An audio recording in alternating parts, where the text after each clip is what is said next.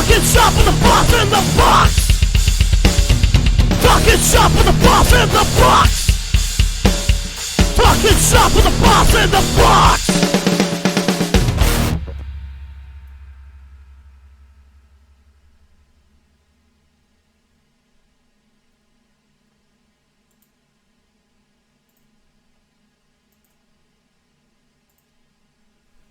Oh, ladies and gentlemen, how you doing today?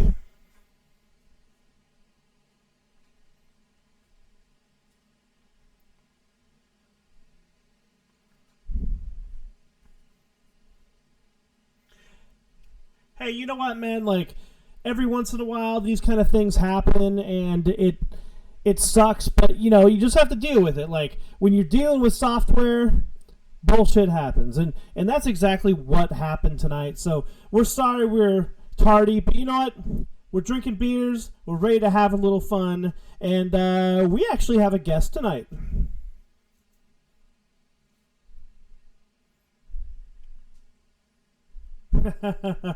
That's right. Oh man, so I know this gentleman very well. He is you know, the Shredmaster D. He is Old Man Dan. He is a whole assortment of different Dans. But ladies and gentlemen, the founder of Suburban Paranoia himself, the granddaddy of them all, the granddaddy of Bay Area thrash metal. Ladies and gentlemen, let's give a big warm introduction to Daniel Shredmaster Arruda. Hello, everybody.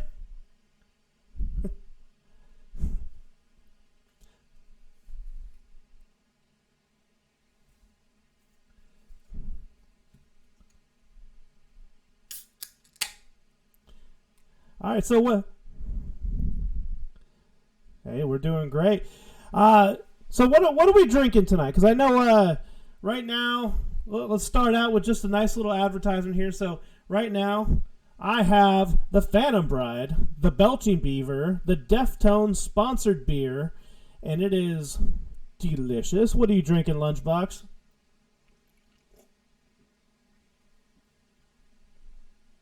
Yes. Oh. Once again, a Santa Maria Crazy. That's crazy. Drinking out of my Abe Strong glass because, well, Abe Strong, you wish he was as cool as Abraham Guerrero, but that's because I drank an entire ass Asylum, and that's an 11.8% beer, so my bad, guys. I might have an off night tonight. Hey, man, so at least it wasn't going to be like Bird from last week's episode, who was just that guy. I would like to apologize, first and foremost, to the entire staff of Blacklist Pro Wrestling, because Bird was just a jerk about me and Brandon's favorite form of entertainment, because it's not his bag. And that's fucked up. And I hope he didn't take away your enjoyment of the favorite match I have ever called. And Brandon, how did you like seeing Shiloh Greaves versus Toxic Trent in a street fight for the first time? That we are recapping, I have to say that the match was a lot of fun. Now, and it actually goes into what we're going to talk about after our interview with our esteemed guest we have here. You know, gimmick matches, you know, stipulation, gimmick matches. And this is exactly what Shiloh Greaves and Mr. Toxic Trent was all about. We had Legos, we had kendo sticks, we had anything and everything you could imagine. And tell me that chair shot that Trent took that just split his dome wide open was not awesome, dude. That was absolutely awesome, but it was also, I mean, he patted it pretty well. He's got a pretty big head, so it worked. No. I took a picture with the guy. I had to listen to his wife bitch incessantly about all the blood all over his fucking new ring gear that she just got him. Like, dude, no, that was a gusher, man. And those two beat the fuck out of each other. And Trent was really stoked to get out there and get brutal and fucking throw it down, be in a main event spot. And Shiloh, after the whole big horrible scenario we interviewed him about with the T and his blackballing, was just so amped up to get in front of a crowd and be the ignorant bastard he is live. And they just tore the house down, and both were beat to shit and so happy afterwards that it was an absolute privilege, pleasure, and honor to be amongst them. And I hope you derived that from finally getting to see that match that I've been talking to you about for 6 months. I do. And speaking of beat the shit, though, like let's turn to our esteemed guest, Mr. Daniel Arruda, and Dan, I gotta ask you, man, how do you keep a band running for 20 plus years? So if I'm not mistaken, and yes, everybody, I'm not gonna play like I'm not in the band. I'm in the same band, but how do you keep a band going for 20 years? Because it started in 1990, if I'm right? Yeah, I think it's like the summer of 1990 it started, and it started with like 5 of us, pretty much out of high school kind of stuff, and just kind of continued from that, I was in it for about 3 years before, I got the phone call and got ousted out of the band, so I was out for like a year and a half, and, when it disbanded, the guy who one of the guys coincidentally who kicked me out called me back and said, "Hey, let's get together and jam. Let's." I'm like, oh. So I was kind of wary, but then I said, "What the hell," And now here you are, 306 years later, and you still got the band going. Well, yeah, a lot of it, it takes a lot of heart, takes a lot of dedication, and just takes a lot of perseverance. And for the last 20, my foot's been on the pedal as far as like keeping it together, getting new members, booking shows, doing all that shit. And you've gone through so many formations of Suburban Paranoia. I actually, what's hilarious about this whole circle, I did a ladies' night show back in 2014 on Friday the 13th, day before Valentine's Day, where I wanted to feature at least one lady in every band. And I asked Brandon, hey, hit me with some ideas. Suburban Paranoia. And he had me call your singer at the time, Nina. And then I realized you were the guy who'd been in the band forever. Mm-hmm. Yeah. No. But I mean, and she sang off a lyric sheet. She no, that was I think that was Scarlett that sang off a lyric sheet. I don't think. Nope, Nina it was did. Nina. It was Nina. I wasn't there, but I know exactly when that show was, and that was when Nina was in the band, for sure. And she that was her second run. Don't care. She had a music stand and lyrics on the floor. I seen it. Now, yeah, she might have had for maybe a couple new songs maybe that I remember. There's been so many fucking shows. I can't fault her too bad though, because I can't remember shit. Like I can, it's been a long time since I've actually used lyrics on stage myself. But like, I still have to use them to this day. Well, yeah, but Well, I'm just memory problems aside, good old what's your name? Like, no, I totally understand. So okay, so Dan, like, the band formed in 1990. Like, when did you actually get inspired to pick up a guitar and just start learning to shred? Like, when did the guitar journey for Daniel Arruda start? Well, it started when I was 11. My uncles bought me and my brother a drum set and a guitar, and I kind of turned to the guitar a little bit and was pounding on those, or the drums actually, and I was pounding on those for a while because my brother lost interest, and then I said, I'm kind of bored with the drums, so I ended up picking up the guitar and just kind of messing around with it a little bit, and then I really got pretty serious with it about 15, 16. I bought my first guitar was first purchased guitar was a BC Rich NJ Stealth, the same kind that Chuck Schuldiner from Death plays. And that was that was a really cool guitar. And then I had a Gibson Flying V, an '82 original Flying V, and with a cracked neck. I got it fixed and added those. And I just, just started playing and just listening to songs and trying to mimic them. And I mean, I am like the most horriblest person at like reading. I can't read music. I'll be honest. I can't read music. Tablature I can read, but not music. Yeah, like no, I know how that goes too. So do you actually like keep in touch with any of the first run of members that was in Suburban Paranoia? Oh yeah, absolutely. Tom Ferguson, the original bass player and singer, I talk to him every couple months. Every now and again, I will talk I'll talk to Larry. He's out in Wyoming, and then Duncan. He's out here in Oakley. I talk to him every once in a while too. And Eric Talbert, I talk to him from time to time. And the other guys, Tony and Eric Carlson, I haven't talked to them in a while, probably a few years. Like what were some of the first Suburban Paranoia shows that you could remember back then? Well, from the inset of 90 to about probably 94, they were all pretty much like house shows. We played like just people's houses. They had parties and we go. Do you remember that? Like, hey, Lunchbox, do you remember fucking house shows and house parties? Like, you just did one not too long ago, but like, they're rare nowadays, man. Like, I haven't seen a house show happen in years. Like a true house show? No, I in the very room I record this in, I've had over 100 people in here watching 3 live bands for my own birthday about 7-8 years ago. Like I haven't heard the word house show put together outside of Surjitsu Vegas Taco Fest in Modesto. Taco Fest. Keep your eyes on Haunted by Day because they'll announce it soon. But anyway, no, been too long. So yeah.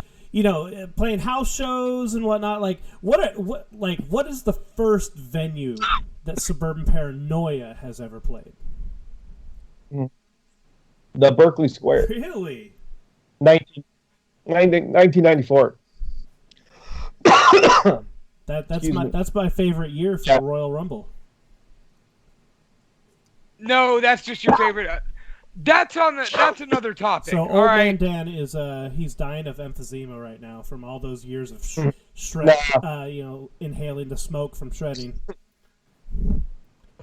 No, drinking water down the wrong pipe. Tell me about it because like Lunchbox and I were both 36, so we're pretty young. You got a few more years on us, but like tell us about the Berkeley Square and what was the music scene like back then? Well, the Berkeley Square, it was a smaller venue. It probably could hold about maybe 200 people capacity. And we played there on a Tuesday night. That was a Tuesday night. And that was, what date was that? Yeah, that was in July. It was actually July. And I remember I was super fucking nervous because it was my first like official show. And I was like, tense as a board. I couldn't loosen up or anything. I was like stiff as a board for like the first 2 songs. I didn't even move. I was just like concentrating on what I was doing. And then after a couple of songs, I loosened up a little bit. And there was like probably about 50 or 60 people there on a Tuesday night, which was pretty amazing for a first show. Yeah. And the venue was kind of a shithole. I mean, honestly, there was graffiti all over the walls, and the guy the owner, he was cool, but he was kind of shady. I remember that at the end of the night, I mean, we had a great night, and we had pits and everything, and I've actually got the first show on VHS. I have to get it transferred down to DVD, and one of these sessions here, I'll bring it on and we'll take a look at it. It's pretty ridiculous, but that'd be cool. Yeah. And the music scene back then in '94, obviously the music scene was flooded with nothing but like grunge and alternative, and it just turned my stomach pretty much. But I mean, we were keeping the thrash scene. Whoa, trying whoa, to whoa, keep, whoa, whoa, whoa, whoa, whoa, whoa, whoa, whoa. You're talking 94 in the Bay Area. Dude, that was thrash central. Well, I mean, as far as like if you're talking mainstream, I mean, underground thrash metal was still really big. Yeah. Really I mean, big. like, you had Violence stomping around Mhm. at the time. Fucking, that's the Vader. early days of Machine Head. Yeah. Vader. Yeah, we we actually like Sadist was around. We used to talk to those guys. Those guys were cool. Yeah, that the whole scene the underground metal scene was still really huge. It just went underground, and the mainstream metal pretty much died like around 91. Okay. 92. Like, tell us about some of the bigger things that were going. Who are some of the bands that you were sharing stages with back then that more casual listeners would know today? Well, I mean, towards the later 90s, we shared the stage with what was that? I mean, honestly, we shared the stage with Engine, members of Armored Saint. That's a big name. Armored Saint. That was the late 90s. And, Suburban Paranoia took a hiatus for about maybe a year and a half, and I was doing another side project with a guy by the name of Ronnie Avila. We did a project called Blunt Force Trauma, and we opened up for... I remember Blunt Force Trauma. We opened up, I believe it was for Pat Travers, which was really kind of odd, but he was kind of a big name. He had that hit Boom Boom Out Go the Lights and stuff, and then we played several shows. We opened up for Leonard Hayes' band Spun Cookie from Y&T.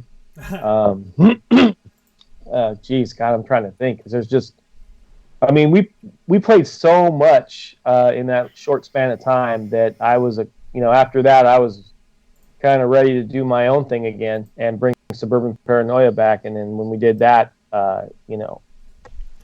we just started playing a lot more shows, and the bigger name bands didn't come until a little bit later, So what was the evolution of Suburban Paranoia? So when I say evolution, like when it started out, you were probably playing 250 beats a minute, and playing every song super fast. And then what did Suburban Paranoia turn into later on? Like, you had your first iteration of the band, and then it turned into a second iteration. Like, what I've noticed being in the band is there's always been an evolution. So kind of explain to us what the evolution of the band was like. Well, the evolution basically was, from 1990 to about 93, it was like punk, kind of speedy punk with some thrash elements in it. And then towards the later end of the 90s, it was basically all thrash metal. And then, in the early 2000s to about 2006, it was, still speed thrash metal with a little melody. And then we ended up answering, a guy answered our ad by the name of Peter Vargo. And that's where my progressive side kind of was born. Oh, yes. And we started doing a little more progressive stuff and more melodic stuff, and still heavy and thrashy, but that went on for all the way up until the Boss came in 2014, and Boss came in and changed the scene. Now let me ask you, working with dudes like Brandon Blacker here, and longtime friend of the show and friend of every motherfucker in the world, Scotty McRib, how's it been working with dudes that really will do everything in the band? You lose your drummer, Brandon takes over. You did one of your guitar players couldn't make it, Brandon pick up a guitar that night. Scotty would drum, and if you threw a bass at him, he'd grab that too. Yeah, and he was actually a third guitar player for like 2 or 3 shows. That's well. And that was just because you wanted Scotty to show up, right? Pretty much. We love Scotty. So, yeah. Who doesn't love Scotty? Yeah. Yeah, Scotty's amazing. Scotty is one true. He's a true musician through and through. Oh, dude, he's just a true dude through and through. Oh, he's true dude through and through. Compassionate, awesome guy.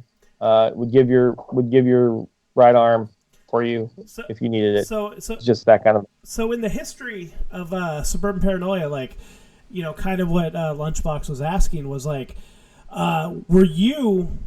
Was it you who was like the James Hetfield of the band, that kind of just the leader, the guy who said, no, you can't do this, it's only what I do? Or was there a lot of collaboration throughout the bands? Well, early on, it was really kind of me, and it went on for a while, but then I kind of loosened the reins a little bit to let other people express their what they wanted. Because I kind of was like, I need to kind of pull the reins back a little bit. I needed to let other people express and learn from that, and I learned a lot. Trust me, I did. I mean, Peter taught me a lot. Peter Vargo, Nina taught me some stuff. Scarlett taught me some things, and even my buddy John Manu, my high school buddy who was a singer for a couple years, he taught me some things. And most definitely, Brandon, you have taught me quite a bit over these last 5-6 years. I've probably yelled at you more than I've taught you, but yeah, thank you. Yeah, Brandon does that. Brandon yells a lot, but he brings a good energy to the table. I've been fortunate enough to work with Brandon on a musical level, in addition to this thing we're on right now, and he pushes you. He's a bit of a taskmaster. He's also surprised when people show up ready to go. Yeah, no, yeah, Brandon. I honestly will tell him when he's being a dick, and he takes that with a certain amount of pride. So, but no, he's got a lot of good ideas. I mean, I still write rather heavily for the band, but he brings his stuff in, and we collaborate and we throw ideas back and forth. Sometimes they work, and most of the times they do. But it's a really good collaboration. These last 5 years has been really. I think I've been writing more than I ever have. Yeah, the one thing I've noticed about the band, like being a fan of the band and then joining the band, is like listening to the songs that the band still has that we kind of pick on today. Like the songs are anywhere from 7 to 8 minutes long, full of things that don't really need to be there, in my opinion. So what I like to try to bring into the mix is bringing some structure to the music. Toning it down a little bit. Yeah, tone it down a little bit, and just I've always been about meat and potatoes. Like, listening to the old songs, it was like, all right, cool. You got meat and potatoes, and then we added sour cream and chives, and then we added salt, pepper, Tabasco sauce, and vanilla yogurt just for flair. It's like, okay, well, so let's take away the vanilla yogurt, let's take away the pepper, but yeah. Anyways, like, this is why I'm the cook in the band. Yeah. The cook, yeah. Oh yeah, the cook. Yeah, Lunchbox is the name, son. So Dan, like, when you started, what were some of your influences, growing up and starting to shred on the guitar? Because obviously, you play really fast. I know you play. Yeah. I'm your drummer. I have to follow your really fast, and like. What are some of your influences growing up? Like, what songs did you sit there and play for hours on end to learn to play to become the shred demon? Well, I mean, early on, I didn't really. I listened to a lot, and I tried to play. But back in the 70s, like the late 70s, when I was growing up, everybody probably, around my age probably owned a Kiss record. I was big into Kiss back in the 80s or the late 70s. And then, I discovered Columbia House tapes and, Scorpions, Judas Priest, Iron Maiden, etc., Metallica, all that stuff. So, I started, listening to a lot of that and trying to mimic, some of that stuff. And then, mid 80s, I started, that's when I really started, trying to get serious. So, I could probably say Tom Ferguson helped me out a lot because I was kind of into the glam rock scene in the mid 80s. And then he kind of turned me into, check out this, check out Slayer, check out Overkill, check out some Venom, Dude, I can't imagine you growing up and listening to like glam rock and like, I mean, wearing some leather pants and maybe. No, I never wore leather pants. Like, might have wore some spandex, but never leather pants. Perming your hair up, like. No, never permed my hair. No, never did that. Had a mullet though.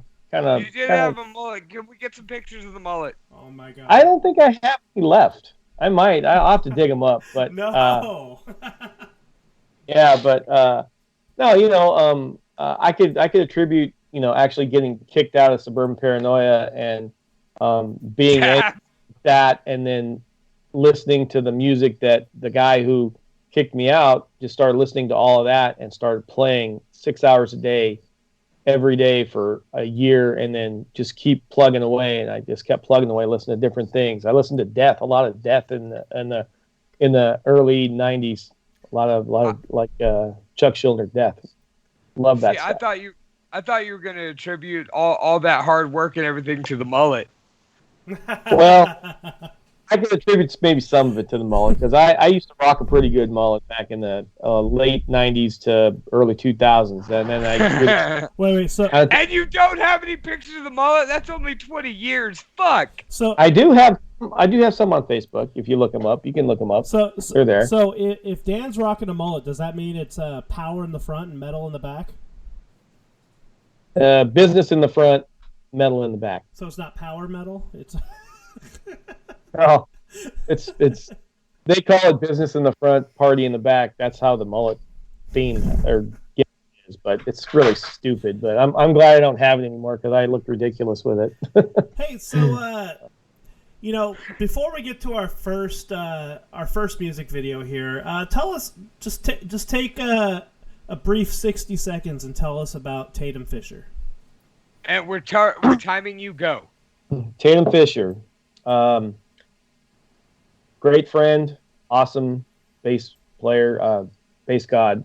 I met him in Blunt Force Trauma, actually, and he actually left Blunt Force Trauma with me to go form Suburban Paranoia again with Tom Ferguson. Oh shit.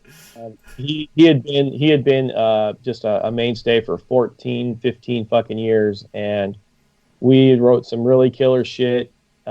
Amazing guitar player, amazing bass player, amazing father to his kids, and just an all-around great human being. And he sadly passed away on Valentine's Day 2014 from ALS. And his last show with us was December at Winter's Tavern. It was in December 2012. Winter's Tavern was his last show. All right. Well, big ups and big respect to the big man Tatum Fisher. I know he meant a lot to you, and he was also a big name in Suburban Paranoia as well. So before we get to our next song, you actually wrote the lyrics to this song. The song that we're going to play here is called I Remain. And, yes. And this is, even though it is off of the Never Die CD that just came out in February, this is one of Suburban Paranoia's older songs. Yep, it is. It was actually, I actually took it from, it was actually a Blunt Force Trauma song that I had wrote and brought with me when I left that band, and yeah, It was mine. So tell us a little bit about what do the lyrics of "I Remain" mean to you? Like, since you wrote them, what were you writing about? I was writing about, and that was around the time, the towers came down and we were, fucking with Iraq and all the terrorist shit and everything going on. And it was a really scary time. And I had to put something down on paper to express it of how I was feeling. And that's how I was feeling when,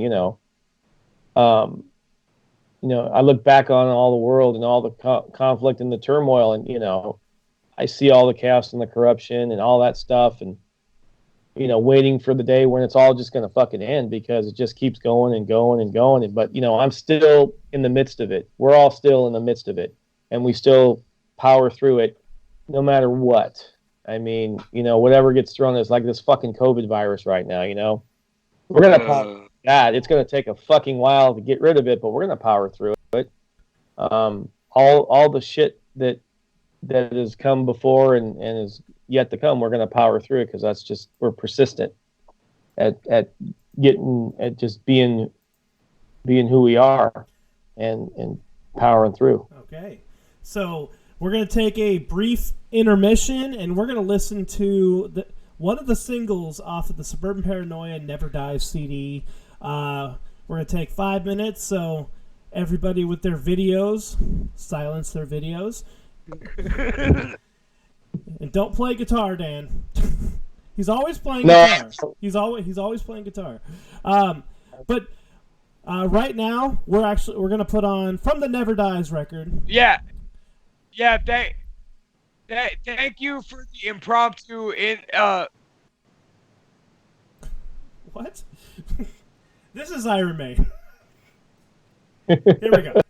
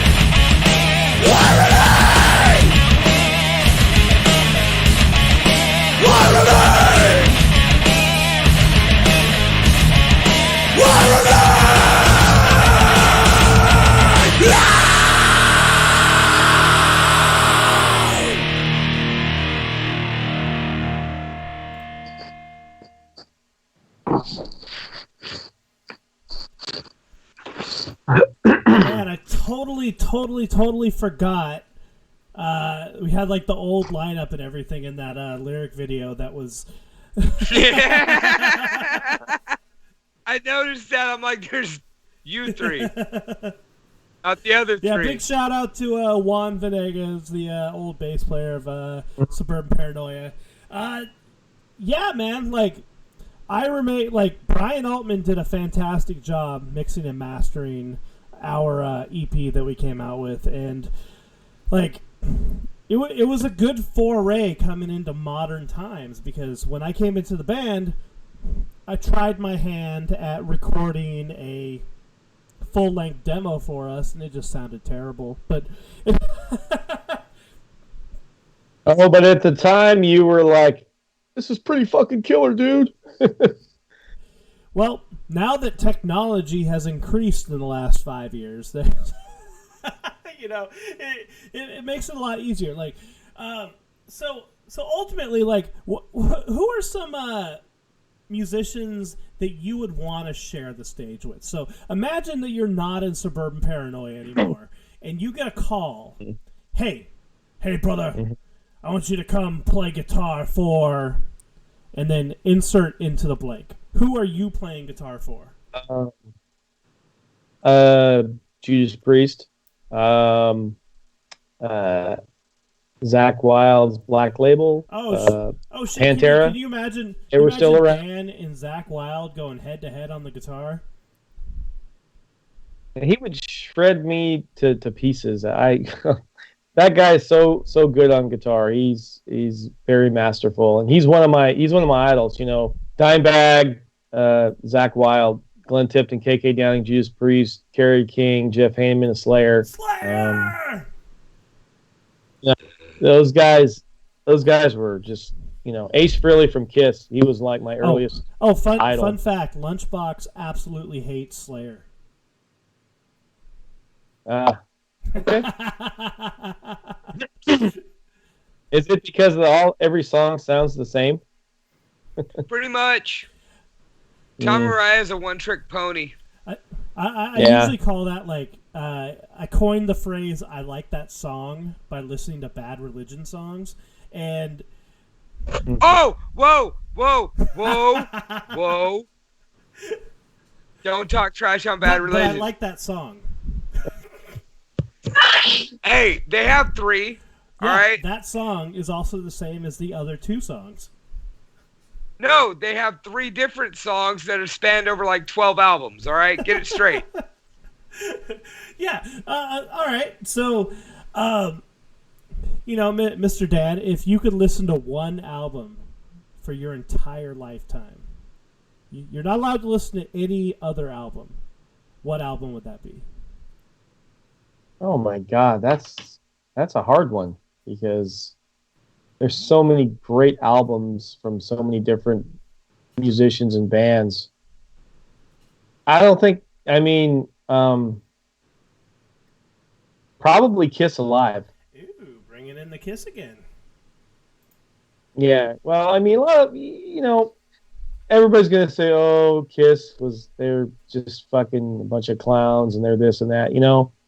Back in the '70s, they, if you watch some of their live concerts, man, from the early '70s, Ace Frehley could shred for back in the day, and they were a really good band. But everybody just saw the makeup. They didn't actually really see the music. If you actually listen to some of the music, I mean, it's straight up like cock rock and roll. But there was, one of their best records was Destroyer from 1976, and that would be like, how some, like, in every era you've got bands that do things like, the Scorpions, for instance, they had records that were really kick ass.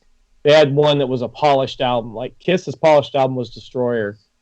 Like Scorpions was Savage Amusement. That was like one of their polished records. Y&T's Contagious, that was a polished record. It's, but yeah, Destroyer was probably like one of the albums from them that was totally different, other than maybe like now, Dynasty. Let me ask you this: Yeah. It sounds like you're a massive Kiss fan. Are you a Kiss fan in the regard that you even like their albums when they weren't wearing makeup? Oh yeah. I even like their albums that were shitty. That, I mean, I could sit there and go, yeah, Unmasked, shitty album. Dynasty, kind of a shitty album. It was a little redeemable because Ace Frehley did some stuff on there. He did some stuff on Unmasked, and that's the only reason why I really listened to it, is because his songs were like the best on those records. Everything else was like bullshit. The Elder was a concept record. It was different. I give it a little respect, but it's not one of my favorites. The 79 through like 80, 81 was just not a good time for them because they were in transition. All right, so last couple bits of questions here. So where do you want to see Suburban Paranoia in the next 5 years? Bigger, better, touring, more records, you name it. what every band wants. And do you think these things are going to be possible within the next year? Like, for example, with COVID going on, do you think things will be coming back in 2020? Maybe not 2020 so much. I mean, maybe towards the end of 2020. I mean, like I said, we have a show coming up in September, supposedly at the Red Hat. That's probably not going to happen, and I don't know what the future holds as far as live shows happening again, when it's going to happen, But in the next 5 years, I want to see us do more records, do a live album, do a history on the band, because I believe everybody who is ever in the band should be recognized for what they did. I guarantee it, and it's probably going to air just like Spinal Tap. Just like probably, but maybe not as bad. Well, in the regard to Suburban Paranoia, the amps definitely do go to 11. They do. Yeah, man. Like, thanks for joining us. So, once we conclude this interview, we're going to talk about some gimmick matches and stipulations. Do you want to hang around for that?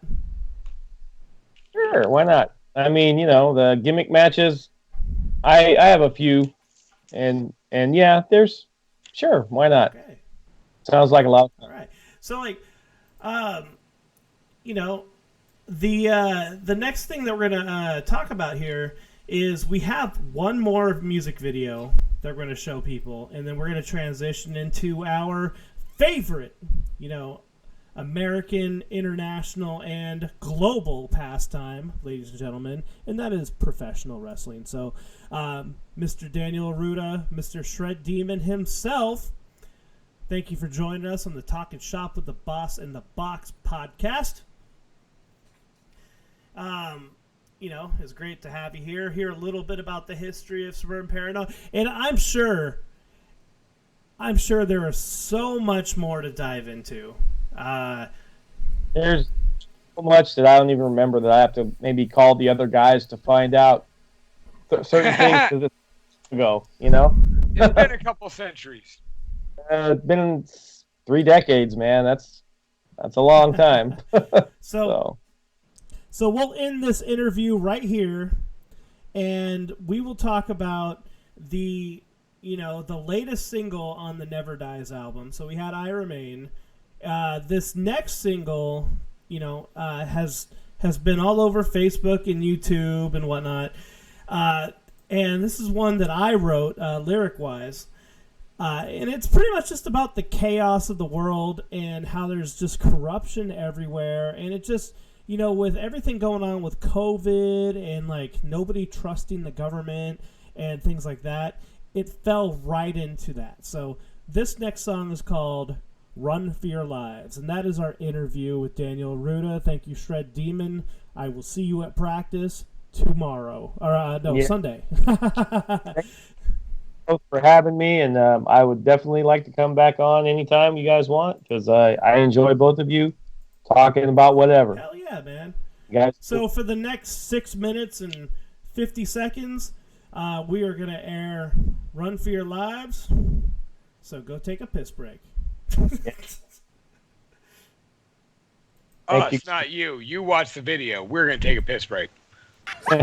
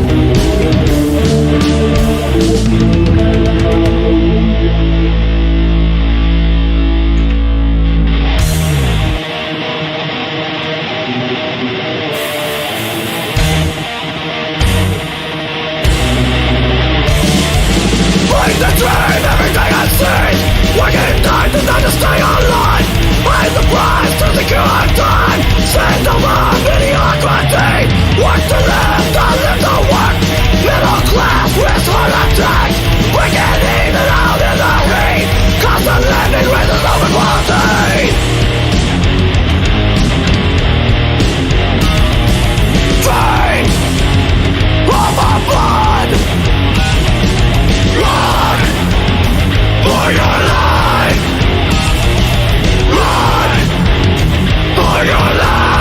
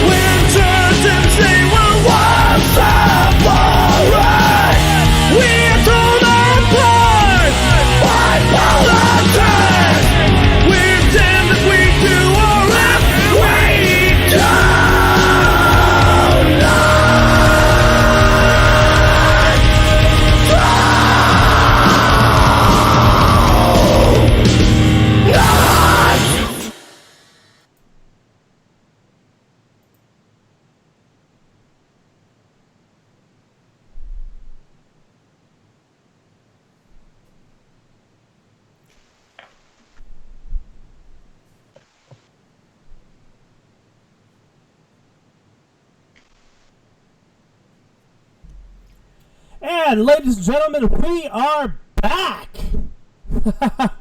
That was Suburban Paranoia's Quarantitties video. Dude, I don't know if you've seen the Quarantitties group on Facebook, but it's phenomenal, man. I have not.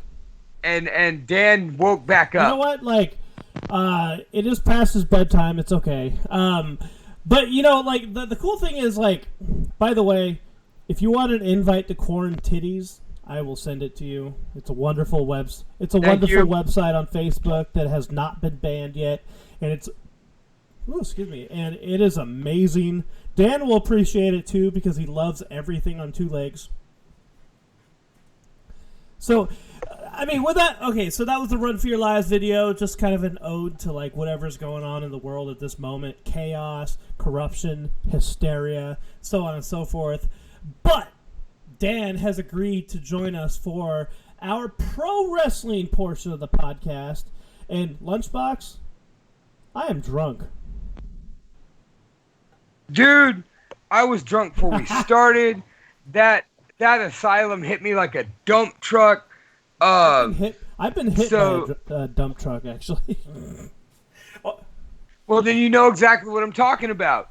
But anyway, no, in honor of the swamp fight, that's right, the swamp fight with Bray Wyatt and Braun Strowman, Brandon and I decided to go ahead and do a little segment called What Are the Best and Worst Gimmick Matches in Wrestling History? I did not relegate mine to WWE, WWF. I don't know how Brandon's are going to shake out because, as always, we don't read our list to each other. Yeah, and of course, Mr. Daniel Arruda, please chime in when you see fit. So, like, now let me ask you guys a question. You know, now that we're in the COVID age, we're in, you know, isolation, quarantine, if you may. You know, pro wrestling has been taking well advantage of the you know, the cinematic matches, right? So, are we sick of seeing the cinematic matches at this point? Were you talking to me or Dan? I'm not. Like I said, I had a lot of fun with them. The Boneyard match was great. The Firefly Funhouse match was great, but I'm glad they haven't kept trying to do it. Street Profits and Viking Raiders was fun until the ninjas showed up. We also had Money in the Bank. Money in the Bank was fun till the end. And then that was dumb. Stampede for 8. That was awesome from start to finish. It was probably one of my favorite cinematic matches they have done so far. So, you know, we're going to take this time right now, like, you know, and it just kind of goes hand in hand. So, like, this Sunday at Extreme Rules, I guess they're doing, what, a swamp match? Is that what it is? Yeah, and I don't know what the fuck that is. Just like we didn't know what the fuck a Firefly Funhouse match was. Just like we didn't know what the fuck a House of Horrors match was. You know, so... You know, all I can hear is Braun Strowman wading through a swamp going, Bray, where are you, Bray? Come get these hands, Bray.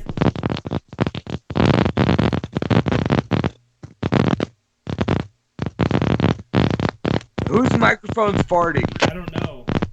It's weird.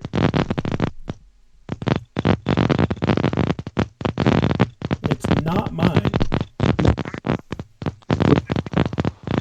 Nope. Somebody else still doing it. Are you wearing your headphones, Dan? Go ahead and take your headphones off or unplug them. No, I already did. Like... Yep, it stopped. The minute he moved, it stopped. It was Dan. God damn it, Dan. Oh, no. We're back? Yep. Is it making that noise still? No, it is done. Thank you very much, sir. Sure. All right, so, you know, in our, you know, illustrious career of being fans of professional wrestling, we have seen some shit. Some shit. We've seen some good stuff, we've seen some bad stuff, and we've seen some phenomenal stuff. But, Mr. Lunchbox, can you give us number 5 of your worst gimmick stipulation matches you have ever seen? And by the way, just to clarify, we're talking about types, so we can throw in whatever matches we want in the middle of it. But like, what subjective gimmick or stipulation did you not like? I'm gonna go with the whatever item you want to put on a pole match. I mean, seriously, we had everything. Viagra on a pole, coal miner's glove match, contracts on poles. Like, what the fuck? Like, flag matches? Like, you're playing capture the flag while you're doing wrestling. Now, what would have made those matches even worse is if any of those matches you just mentioned involved the Insane Clown Posse. I'd have to look at it. I'm sure they had some stipulations in their WCW career because they were in the real wrestle crap era of WCW. But I mean, there was Viagra on a pole match. Viagra on a pole. Viagra on a pole. I mean, if you really think about it, like, Viagra is really expensive. So if you could get your hands on free Viagra, then that's maybe it's relevant. You're doing good. Well, it's like, hey, being as I hear you got a little problem in the bedroom, we're having a Viagra on a pole match, and whoever wins gets to use it. What? And by the way, they should have just contacted BlueChew.com. BlueChew.com provides you with all the Viagra and Cialis needs that you need without a doctor. Well, no, because you do the doctor over the phone and you Blue Chew on this motherfucker. And my point was going to be if AEW does Blue Chew on a pole match, I'm done. Done.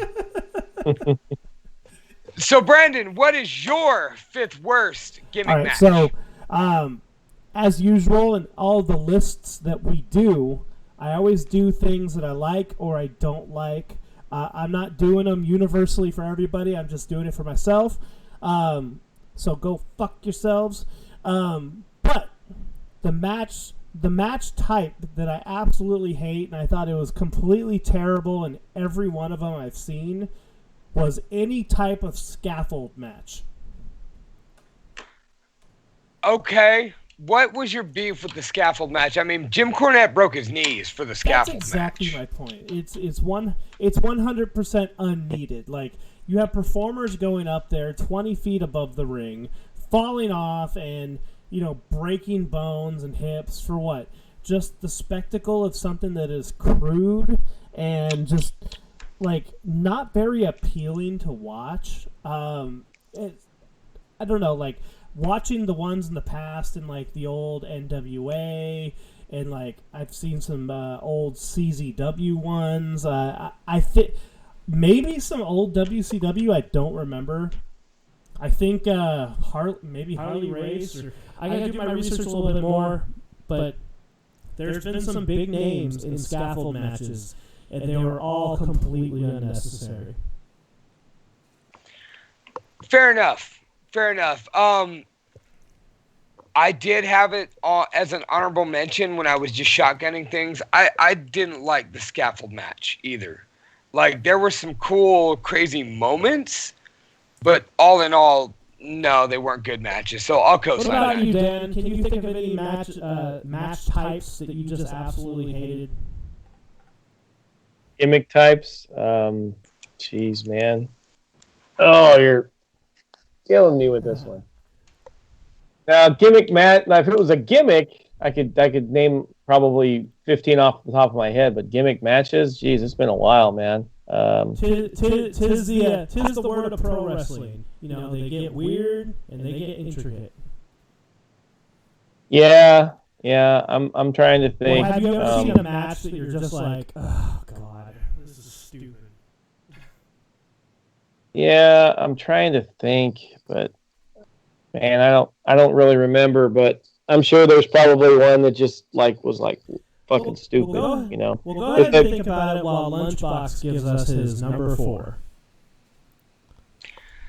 Number 4, and it hurts me to do this, but I have to say the bra and panties or the strip matches wherever they, would strip a manager down into his or her underwear, and that was the winning stipulation. Like,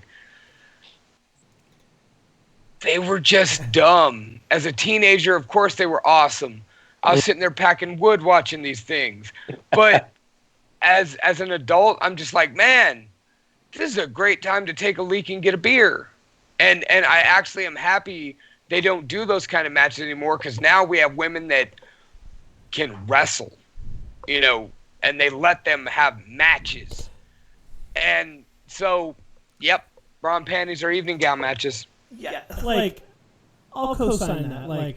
I actually made the mistake at WrestleMania 31 out here in Santa Clara, where, the minute the Divas came out, and there were still the Divas at this time, it was Paige and AJ Lee taking on the Bella Twins at WrestleMania, and I thought to myself, man, I'm going to go, and I'm going to go get myself a hot dog, I'm going to get myself a beer, I'm going to get myself some whiskey, I'm going to get myself a shot, and I'm going to grab all that, come back to my seat during this match, because, man, it's cool, it's just a popcorn match, right? So, but it was a bad idea because it ended up being AJ Lee's last match ever, and I did not get to see it live. So, I don't know. But anyways, I just kind of went off on a tangent there. I didn't really know where I was going there. But, as a teenager, watching the bra and panties matches, they were fun, but, they weren't worth a damn. Mm. Nah, it was all about the skin. Oh, hell yeah. And that's all it was at about, that time, man. there was a lot of good skin being shown. Oh, yeah. Yeah, I won't deny that, but I mean, it really, when you look back on it grown up, you're just like, eh. Yeah, it was kind of stupid. All right. The older you get, you look back on the shit you really loved, and then you're like, yeah, why did I ever like that? All right, so you guys are going to be really upset at me for this one. Okay. The stipulation gimmick match that I absolutely hate, other than 2 matches. There are 2 matches that stand the test of time. But there are the other ones I just... Come on, man. Come on. It's not unnecessary. Iron Man matches. Oh, Brandon! And if What? That's on Mike my... Vanek is still That's listening, he's rolling over right now. Iron Man matches are stupid. Stupid for the reason that they have done, other than Chris Benoit and Kurt Angle at Backlash 2001, or not Chris Benoit and Kurt Angle, Brock Lesnar and Kurt Angle on SmackDown, and Shawn Michaels and Bret Hart at WrestleMania, 90% of Iron Man matches have always been how many wins can we give each performer until it comes down to the last 3 seconds of the damn match. It gets tedious, it gets repetitive, it gets predictable, and every one I've watched, I'm just like, Jesus. You know how it's going to end. No, I like Iron Man matches. That was on my honorable mentions on the best. Like, what the fuck is wrong with you, Brandon? You like Kenny and Okada wrestling for an hour and a half, but you don't like an actual time limit for an hour to who is going to get the most. Kenny and Okada built the anticipation throughout the match. So throughout the match, there were, the 2 and 7/8 count. There's, numerous kickouts, numerous finishers. Much like Brett and Shawn at WrestleMania. that was a one-fall match that went into overtime. That was great. But there was there's 30-minute Iron Man matches that have one performer has 5 wins, the other one has 4. It's come on, we know damn well that these performers are going to be kicking out of some of the shit that they costed them a fall.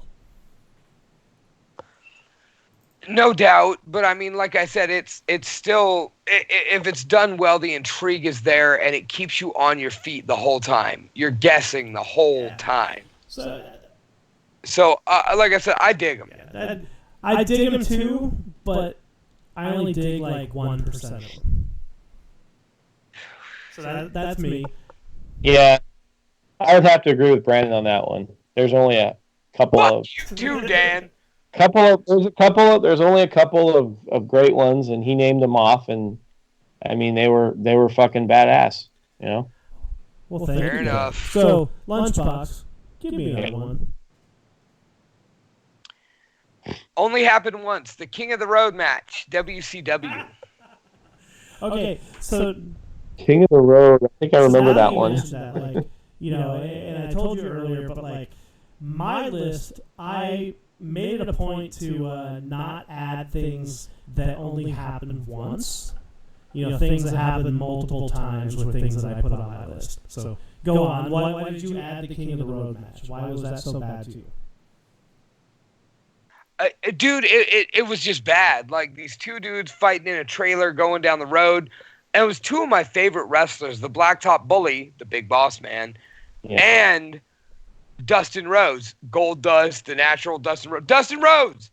Don't forget and Black Rain, as it were. But both these dudes are great. And just the whole concept of having to beat each other up until you crawl over hay and then honk a horn to catch a victory. And then both subsequently get fired because you brought blood in to try and make it good. Yeah, I'm with you on that one. I have to agree. That's a ridiculous I've watched it once. That's all you need to watch. It was just one time. For the next one, I've never seen a good one of these.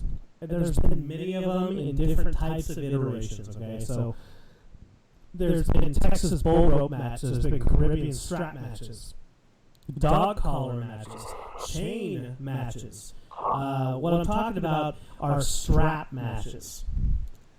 They're never good. No matter what I've seen, yeah, sure, they use the strap as a weapon, or they'll hang them with the strap, or whatever. But it's the same match over and over again.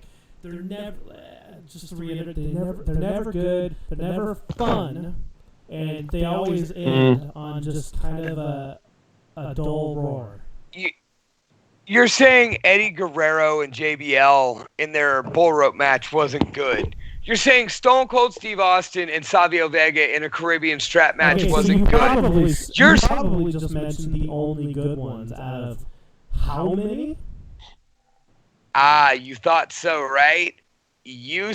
Are you telling me that Rowdy Roddy Piper and Greg the Hammer Valentine in a dog collar match where Greg Valentine's ear almost gets ripped from the side of his head is not great? But that's a dog collar match. That's not a strap match. It's all, they're in the same category, and he even mentioned dog collar matches. That's another honorable mention on my good side. Yeah. Yeah, that match was fucking badass. That one with Piper and Valentine. Oh God, that was fucking brutal, beyond belief. I don't know. There's always a diamond in the rough, but in my opinion, there's too much rough for the diamonds with these strap matches. So. But what about a four-corner strap match? Well, that's how they work. The whole point to any strap match is they have to get to all four corners. Have to tag all four corners, yeah. So, all right. Lunchbox, Give us another. Here's where you're gonna hate me. I've only seen one of these matches that I've thoroughly enjoyed, and I tried to justify it with just that one. But I'm gonna go ahead and say casket matches. Really?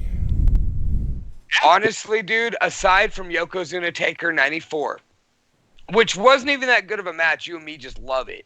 It's quite a spectacle. What? Name me a great casket match beyond that. All right, you made a good point. I don't. Not unless you want to go Kamala and the Undertaker. It wasn't good. The story was good. Yeah, where he built the casket and everything. Yeah. I just remember all the vignettes for the Yokozuna one. Yokozuna. The Hounds of Hell. All that bullshit. Okay, I'll co-sign that. Like, casket matches were always entertaining, but doesn't mean they were good. Yeah, exactly. I think that I don't remember a casket match that was any better than the Yokozuna one, honestly. You okay over there, Lunchbox? You seem to be falling asleep on your headphones. My bad. No, I like I said, I'm the one who brought this up. That is the only one that I just absolutely love. The concept is great. It's terrifying, but like, I can't think of another great casket match. Brandon, what's your next one? The Brawl for All. All the way around. I don't know why I didn't include this. You know what? You're right. The Brawl for All sucked ass. That was the worst fucking thing ever. It was so bad they had to do a Dark Side of the Ring on it. Dude, which was awesome.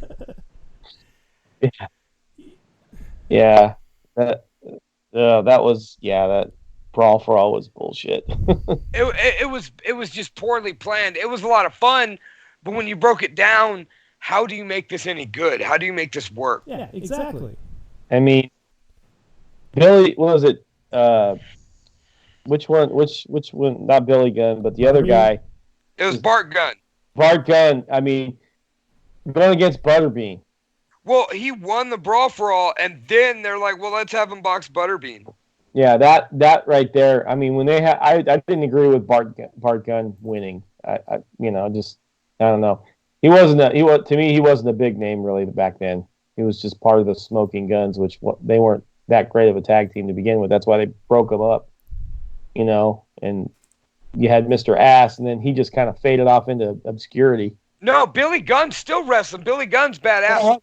Bart just never did anything good. Bart faded off into obscurity after that. I never really saw him except maybe doing jobber matches, He didn't last very long. But yeah, Butterbean knocking him the fuck out, that was just like, oh, the whole Brawl for All was just like stupid because Butterbean beat him in like what? Less than 30 seconds? It was like a Mike Tyson fight. Yeah, it was. They were trying to copy Mike Tyson, and yeah, screw that. Yeah, they tried to have a boxing match in a staged environment. It doesn't work. Nope. It just doesn't. Oh man, I know you have another for me, man. Like my number one. These are great because as fans, we watch these forever, and. My number one, and I watch it at least once a year. What is this? At Halloween Havoc, 1991, Sting, El Gigante, the Steiner Brothers defeat Abdullah the Butcher, the Diamond Stud, Vader, Big Van Vader, and Cactus Jack in the infamous Chamber of Horrors match. Yeah, that one was pretty ridiculous, but I could see how you would want to watch it once a year. You know, it's good. It was bad, but it was not bad enough. I think not to watch again because it was so stupid. No, it's so great because it's so bad, but damn it, if they ever tried it again, it'd just be terrible. Now, picture this, ladies and gentlemen, if you're not wrestling fans. There's a cage, and in that cage is an electric chair suspended above the ring. And at some point in the match, it comes down after, I think it's 10 minutes. And then the wrestlers spend time trying to get one of their teammates to throw somebody in the chair while another one of their teammates goes up and flicks the lever and electrocutes this person as if they are in the electric chair being electrocuted like your boy John Coffey. Like the drink, only spelled different. From the Green Mile. And it winds up being Abdullah the Butcher. But not after the switch falls 3 or 4 times and Mick Foley has to scurry up the cage and kind of hide it. And when the cage with the electric chair came down, it almost landed on a Steiner.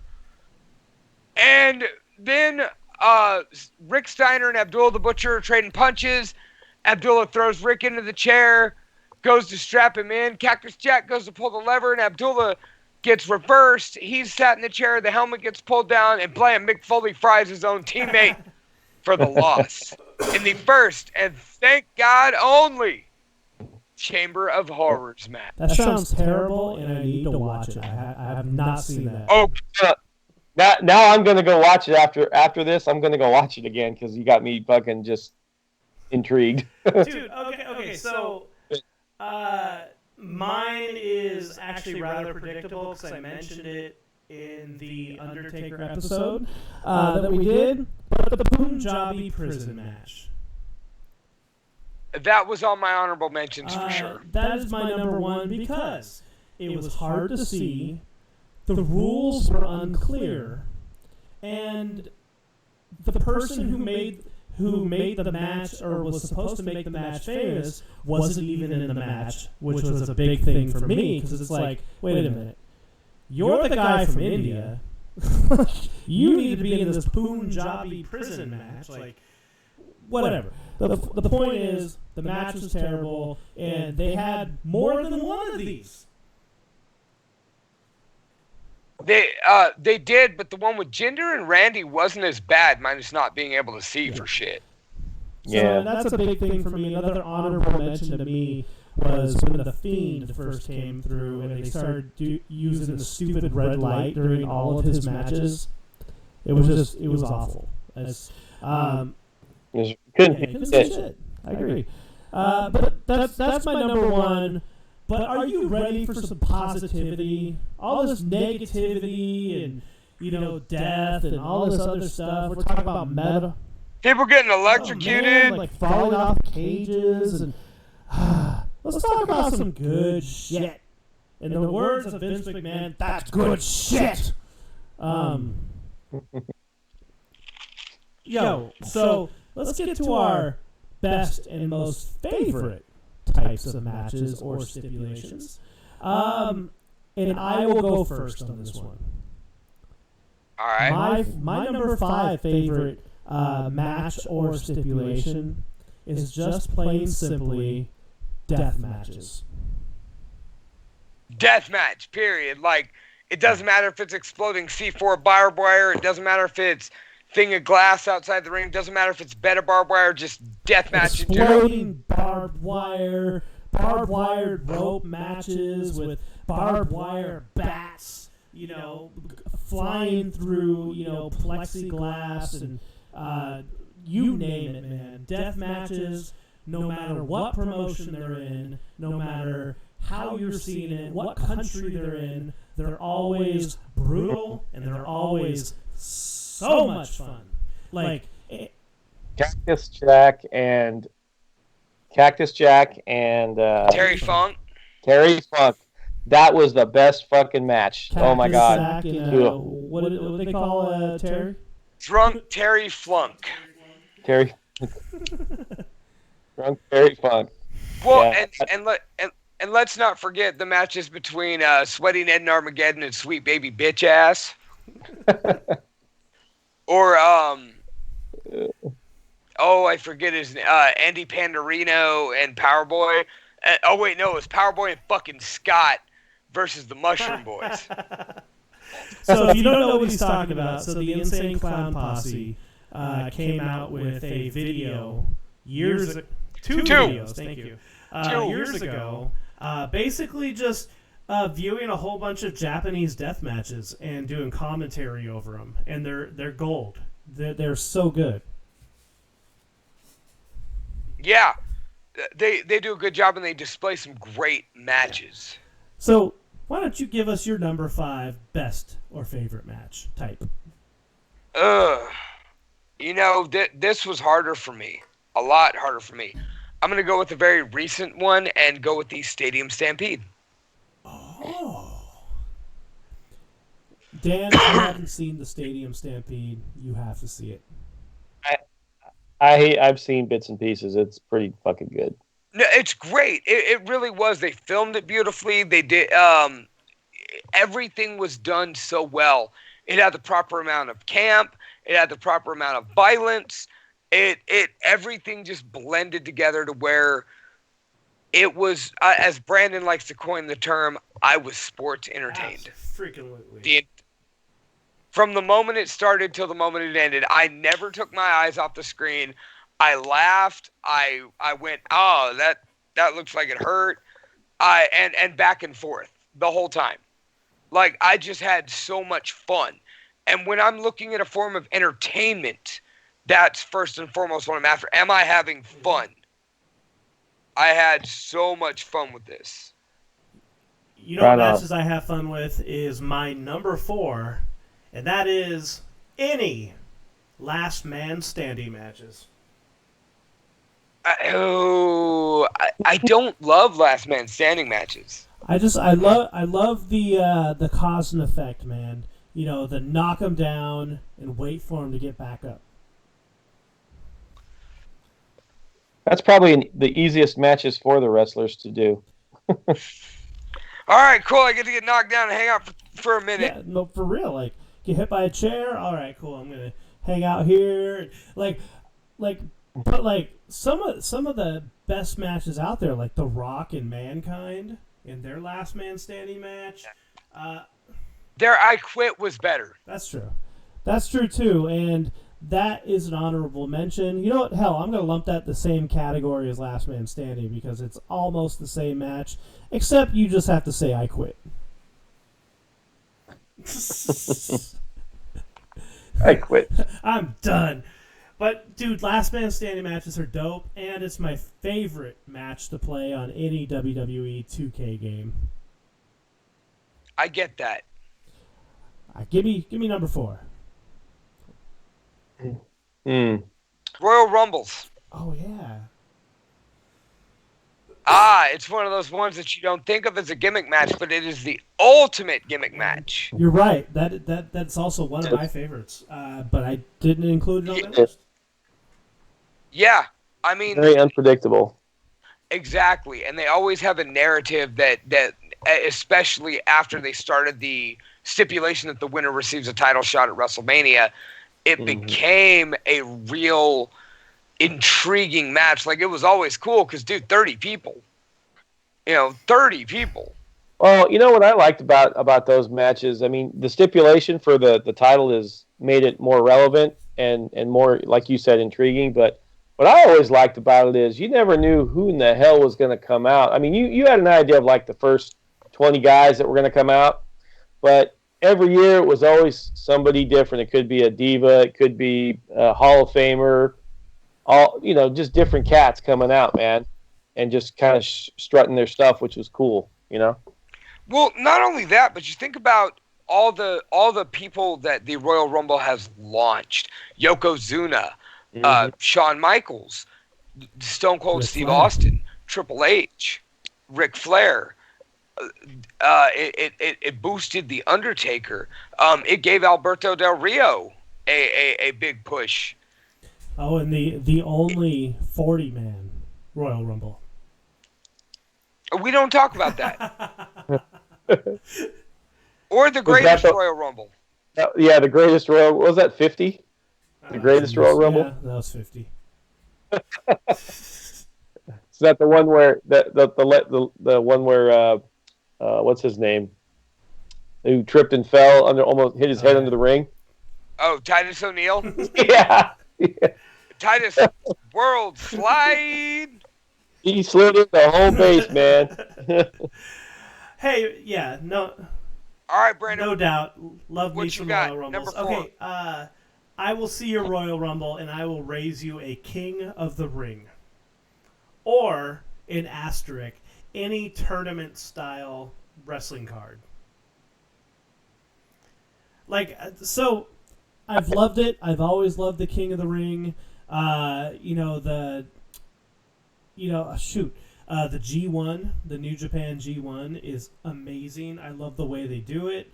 King of the Ring single elimination, G1 is round robin. But still, any tournament type thing that they do, I love it. I love guessing on who's going to go where. Like, I love seeing the brackets. I love seeing who's going to win, who's going to face who next. Like, the anticipation of tournament matches is always fun for me. I would agree. Tournament matches are really fun. No. Go ahead, Dan. The tournament matches are really cool because, you think you know who's going to win, and you just, in those matches, you don't know. I mean, depending on how it's booked and everything, I would totally agree with those. Yeah, New Japan Cup this year was a lot of fun, and it culminated with a member of LIJ winning to take on a member of LIJ, and Evil turned on Tetsuya Naito and subsequently took both his belts at Dominion the next night. So, yeah, I agree with that. The G1, I broke that down last year about how there were 5 people that night, one of them being Toru Yano, who could win the G1 if everything fell his way that last night. So I can co-sign that. Tournaments are awesome. Hell yeah. Give me something else that's awesome. I'm enjoying all this positivity. I will give you one. It might be one of the matches I really enjoyed. Well, there was 2, actually. Any Hell in the Cell match. Any Hell in the Cell. Damn it, Dan! Don't we got to talk about you stepping on my list? I ain't. I'll do you one better, okay? No. Let's go ahead and stay on Hell in a Cell because that's actually my number 1.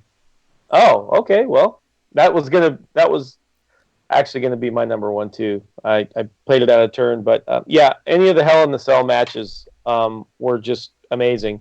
Obviously the Undertaker Mankind number 1 will never be beaten ever. Shawn Michaels and Undertaker at Bad Blood is Brandon's vote for greatest match of all time. Yeah, I do see that, but I think Mick Foley took a lot more beating than Shawn Michaels did. Honestly, doesn't make it a better match. I didn't say that. I'm just saying. Mick Foley is the fucking pioneer of that shit. Just no doubt. Killing himself. But yeah. Yeah, and like there's been some in Hell in a Cell. Of course, there's been bad matches. Like there's the Kennel from Hell match, which is technically a Hell in a Cell match. No, it isn't. Technically. Question. No, technically it is not. What's up, Dan? Okay, when you have a Hell in a Cell match, it obviously keeps the contestants inside and keeps people from entering the ring, right? So I've always had a problem, especially with the fucking PG era now, with Hell in the Cells and steel cages. There's no blood anymore, especially like in WWE. There's no blood policy is just, to me, is bullshit. Completely. I agree. You shouldn't have a Hell in a Cell match. Yeah, I agree. Usually a cage match is something that there needs to be blood at this point. By the time you need to bring it to a cage, it should be bloody. Yes. I've always, ever since the PG the PG era started in WWE, I've just been fucking pissed off anytime. Ooh, steel cage match tonight between such and such and such and such. It's like, okay, yeah, so fucking what? I'm not going to watch it because there's not going to be any blood. Oh, you got thrown against the cage 4 times, nothing. It's like whatever. Gotcha. Well, Dan, you're starting to get negative on me. So, Brandon, go ahead and give me your next positive My vote. next positive vote is the next iteration here, and that is ladder matches. God damn it! That's a good one. Jacking off my list Oh, again. man. We made Lunchbox so mad he walked away. No, I just dropped my cigarette. I'm good. We don't need to burn no houses down now. Like, dude, name a ladder match that was just not good. I'll wait. Ooh, that's a tough one because Like, for some reason, bringing in a ladder into a squared ring always makes for magic. It's a big spectacle, which also leads me into my number one, because it sounds like I took your number 2 and your number 1, right? I've still got one left you on do? the Okay, list. so I'll wait. I then. do. But ladder matches: Shawn Michaels, Razor Ramon, Undertaker, Jeff Hardy, whatever. Well, and when you say ladder matches, you've got to include all versions of Now, it. hold on. So you've got to Hold talk on, about the hold tag on. team, and TLC. We're not getting there yet. Okay, That's the same kind of match. And no, fuck you. You guys stole 2 of mine. all right. No, if there's gonna be stealing going on, so I'm assuming your number 1 is a TLC, which is the same thing. No, it's the same exact thing. It's a ladder match where they set up more tables and bring chair and make sure there are extra chairs lying under the So ring. that is my number 1, the TLC match. Every single TLC match I have ever seen in my career of being a fan has been nothing short of phenomenal. So, Agreed. And like I said, though, being as we're on the subject of TLC and you hushed me, you're also leaving out a very important version of a ladder match you're not thinking about, and that's Money in the Bank. Indeed. Which was not only the show stealer at 3 consecutive WrestleManias, but has now morphed into its own pay-per-view and its own yearly story, similar to the Royal Rumble, but better because it can come at any moment. Good point. All right, Mr. Lunchbox, give us your final. This is a sleeper, and I'm really surprised nobody else brought it up. Mike Vanek, if you're still there, thank you. This is what you've been waiting for. And if you're not, I just want to say War Games. Now, are we talking WCW War Games or NXT War Games? Period. War Games. War Games have always been a brutal, bloody battle in which, I did really appreciate the old school WCW version of somebody had to quit. There was no 1, 2, 3. There was no submission in the middle of the ring. They beat somebody to quitting. Yeah. And then you started having NXT where even though they could get a pin, they started relying more on a submission in the center of the ring. And you've got 8 people coming in increments of time, making for different combinations of wrestlers in the ring at any given moment, spread out between 2 rings with the biggest cage you ever seen in your life. This is a recipe for chaos, and it never disappointed, even the bad ones. Okay, so how is nobody ever gonna not mention the 3 Stages of Hell match from Ready to Rumble? I meant to have that on my worst match list, but we got rolling and I kind of accidentally ditched it. and the fact that, here's what you get. go ahead. Go ahead, I was man. just gonna It's fine. say, and the fact that WCW actually did that match from Ready to Rumble on one of their pay-per-views was awesome. No, it was not awesome. It was awful. All right, Dan, what were you gonna say? I just had a couple of honorable mentions. Boiler room match. Whoa, good or bad? Good. Okay. Undertaker Mankind. Great fucking match. The Undertaker or the Mankind Big Show one wasn't bad either.